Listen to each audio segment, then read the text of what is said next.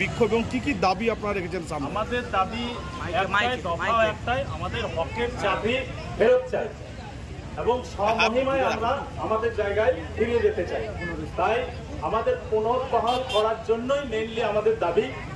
এই দাবিতে আমরা আগামীকালকে এসএসসি অভিযানে যাচ্ছি এবং আজকে বিশেষ করে আমরা গণস্বাক্ষর কর্মসূচি চালাচ্ছি, জনসমর্থন চাইছি। যেহেতু অযোগ্যদের সঙ্গে অবিচার করা হয়েছে, ভারতবর্ষের সর্বোচ্চ সিবিআই তদন্তকারী সংস্থা, তাদের দ্বারাও আমরা অপরাধী বা অন্যায়কারী বলে প্রমাণিত হইনি, অথচ সুপ্রিম কোর্ট আমাদের প্রতি অবিচার করেছে এই এসএসসির অসহযোগিতার জন্য। তাই যাতে এসএসসি অসহযোগিতা করে সেই জন্য আমরা জোরদার আন্দোলন চালিয়ে যাচ্ছি।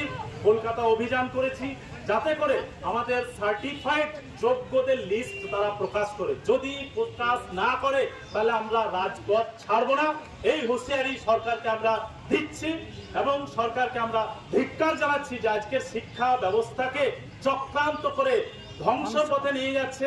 যোগ্য শিক্ষক শিক্ষিকাদেরকে রাস্তায় নামিয়েছে।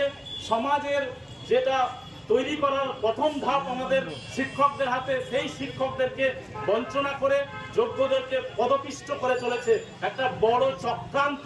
সারা রাজ্যের শিক্ষা ব্যবস্থাকে বেসরকারীকরণের দিকে নিয়ে যাওয়ার একটা প্রবল চেষ্টা চালিয়ে যাচ্ছে চক্রান্ত করে।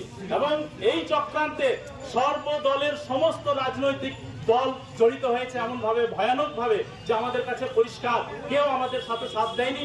তাই যারা আপামর সমাজের শুভাকাঙ্ক্ষী মানুষ, সমাজকে বাঁচাতে চায়, তাদেরকে আমরা আহ্বান জানাচ্ছি আমাদের সাথে থাকুন, আমাদের পায়ে পা মেলান এবং শিক্ষা ব্যবস্থাকে আপনারা বাঁচান, ছাত্র ছাত্রীর ভবিষ্যৎকে বাঁচান এবং এই যোগ্য শিক্ষক শিক্ষিকাদেরকে সুবিচার পাইয়ে দিয়ে তাদের যোগ্য জায়গায় স্বমহিমায় ফেরাতে সাহায্য করুন।